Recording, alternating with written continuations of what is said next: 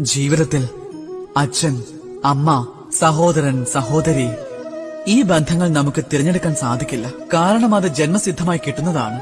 പക്ഷെ സൗഹൃദം, ആ ഒരേ ഒരു ബന്ധമേ ഉള്ളൂ നമുക്ക് സ്വയം തിരഞ്ഞെടുക്കാൻ സാധിക്കുന്നതായി. നമുക്ക് സ്വയം ഉണ്ടാക്കിയെടുക്കാം, വളർത്തി വലുതാക്കിയും എടുക്കാം. ആ സൗഹൃദത്തിൽ നിങ്ങൾ ഏവരും അഭിമാനിച്ചുകൊള്ളൂ. നിങ്ങൾ തിരഞ്ഞെടുത്ത സൗഹൃദത്തിൽ സന്തോഷവാനായിരിക്കൂ. നിങ്ങൾ രണ്ടുപേരും ഒരുമിച്ചുള്ളപ്പോൾ അതിൽ അഹങ്കരിക്കുകയും ചെയ്തുകൊള്ളൂ. നിങ്ങളുടെ സുഹൃത്ത് ജീവിതയാത്രയിൽ മുന്നേറുമ്പോൾ, വിജയം കൈവരിക്കുമ്പോൾ അഭിമാനത്തോടെ നെഞ്ചിൽ കൈവച്ചു പറയൂ, ആ വ്യക്തി എന്റെ സുഹൃത്താണെന്നുള്ള കാര്യം.